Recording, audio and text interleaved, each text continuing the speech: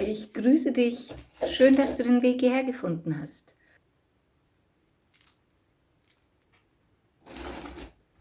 Für dieses schmackhafte Brot brauchst du 350 Milliliter lauwarmes Wasser,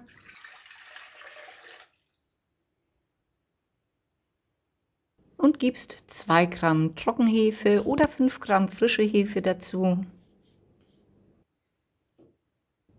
Die wird natürlich im Wasser aufgelöst.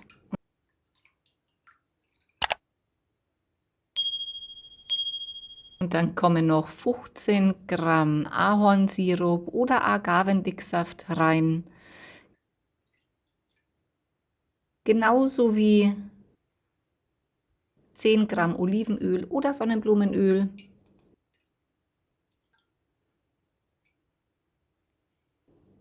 ...20 Gramm Apfelessig oder Obstessig, der hier ist selbst gemacht.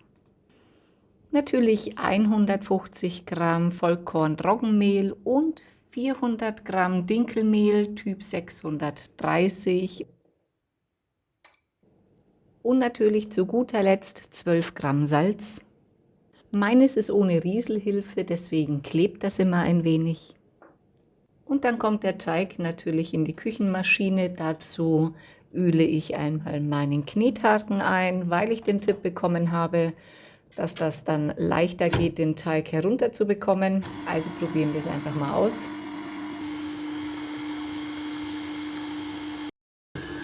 Nach etwa 7 Minuten unter Stufe 2 bis 3 haben wir einen sehr cremigen Teig erhalten und den befreie ich jetzt natürlich von meiner Küchenmaschine.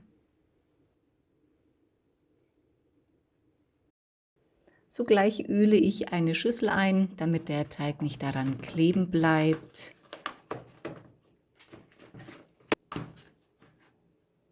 Und gebe natürlich den Teigling da rein.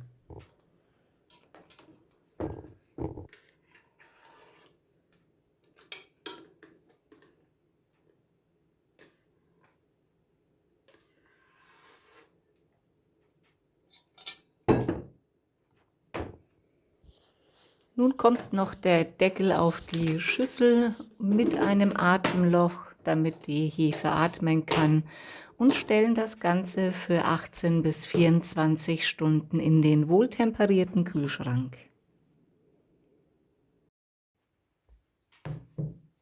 Inzwischen war der Teig für 18 Stunden im Kühlschrank.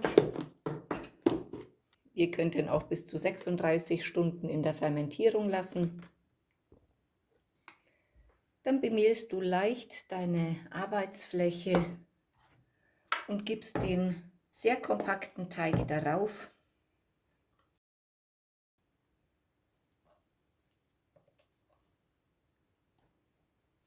Das Besondere an dem Teig ist, dass der nicht mehr geknetet wird, sondern du dehnst und faltest den Teig. Du ziehst einmal an und legst ihn drüber. Das machst du auf jeder Seite.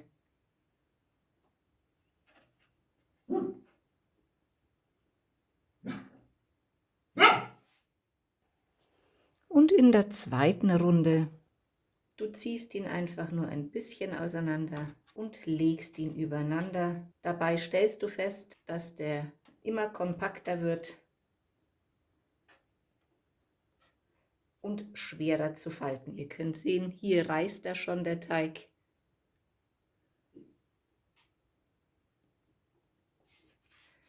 Und jetzt drehen wir uns eine Kugel.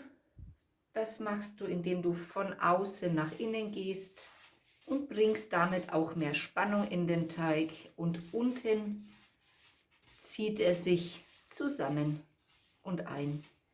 Du siehst, was das für eine kompakte, schöne Kugel geworden ist. Bemehl deinen Teigling nochmal von oben, streich ihn schön ein. Dann schneide ein Muster, wie es dir beliebt, ein.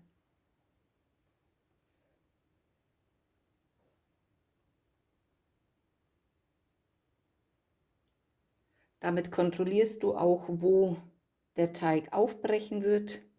Und jetzt nehme ich den Teigling und lege ihn aufs Backpapier.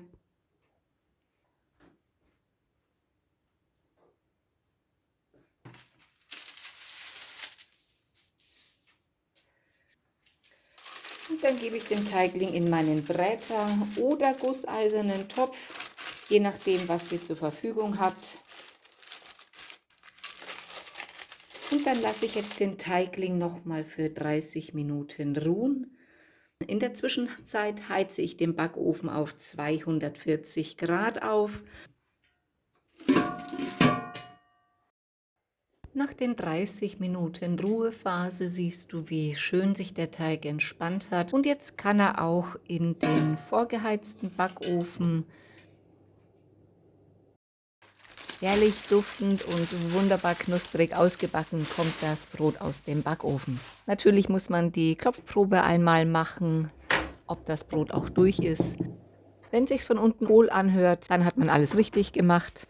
Und jetzt darf es auf dem Gitterrost auskühlen und erst dann können wir es natürlich anschneiden. Und jetzt hört euch mal an, wie wahnsinnig knusprig das von außen ist.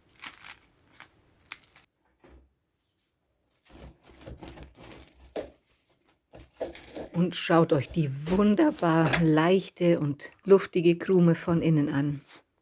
Ich wünsche dir einen wunderbaren, guten Appetit. Bis zum nächsten Mal. Pfiat's euch!